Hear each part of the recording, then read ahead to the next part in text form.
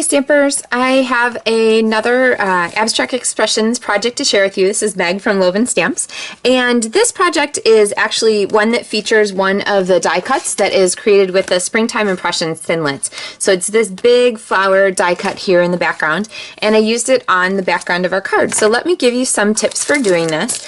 And I have the die already cut out, and I'm going to go ahead and set this here. And then I have two colors of ink to kind of go with this. So I have my Calypso Coral and a sponge dauber. And you don't have to do this, but if you have a label maker and you like to label your daubers, you can go ahead and do that. What I'm going to do though is I am going to just tap my sponge dauber here on my ink pad, and then I'm going to just really gently, I'm going to test it once on my scratch paper, and then just really gently I'm going to do sort of a circular motion here on some of the flowers. And I kind of like to stick with the same color for the different flowers in the pattern, so I'm going to go with the same color, same lightness I guess is what I really meant, same pressure. And so these little rose things here, there's those three big ones, I'm going to make them sort of that light peach color.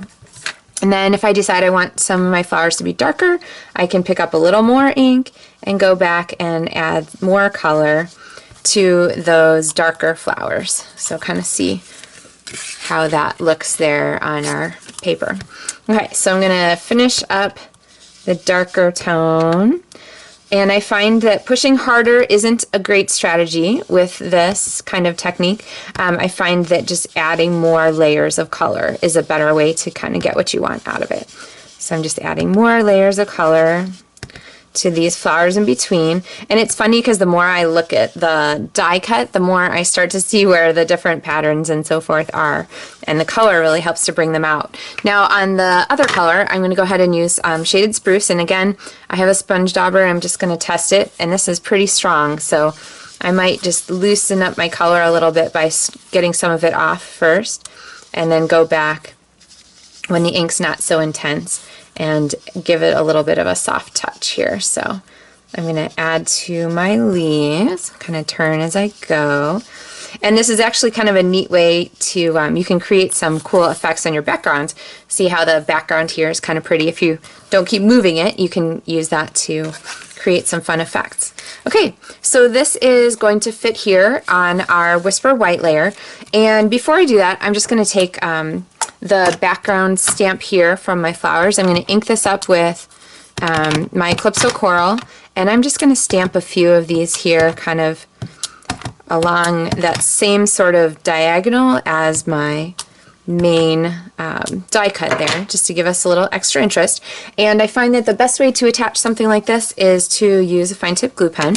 So this actually has kind of a needle tip in the end of it that helps the glue to stay liquid and plug up the very fine needle tip opening, which is perfect. Okay, so I'm just going to add some glue on here, and I really don't want to glob it on. I really want to just get enough to kind of hold it.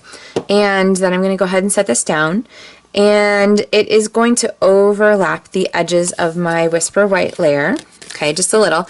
This glue is terrific. It doesn't do like an instant hard grab though, so what I find is it's best to just sort of set your thing aside with a little weight on it to give it a chance to do its grab. Alright, so then I'm going to bring my Shaded Spruce ink pad in here and my greeting stamp, which says kindness changes everything.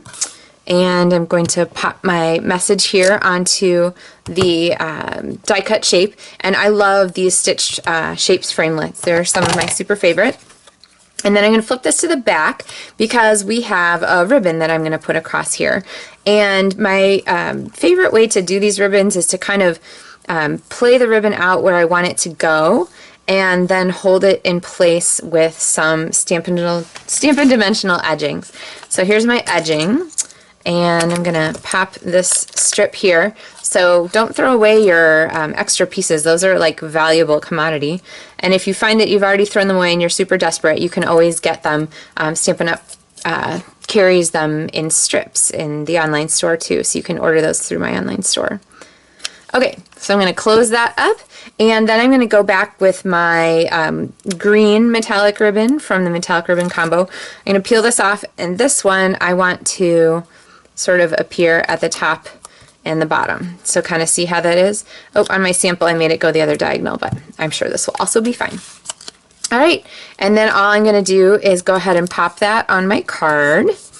Okay, I have a sweet little blossom flower embellishment. I'm going to pop that onto a glue dot and peel it up and go ahead and place that on my card. And then the very last thing I'm going to do is go ahead and layer my cardstock pieces together. And this will go here on a layer of petal pink, which is a really great coordinating color for the Calypso Coral. I love the way those two colors pair together.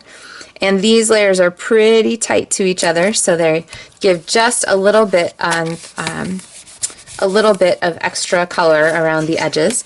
And then my Calypso Coral card base, I'm going to fold in half and place our layered card over the front. Now if you're mailing this, you would want to add, I think 15 cents is the postal upcharge right now, either for an extra ounce or for something dimensional. And you can pop a little piece of bubble wrap inside your envelope to protect this cute little flower here from poking through the envelope.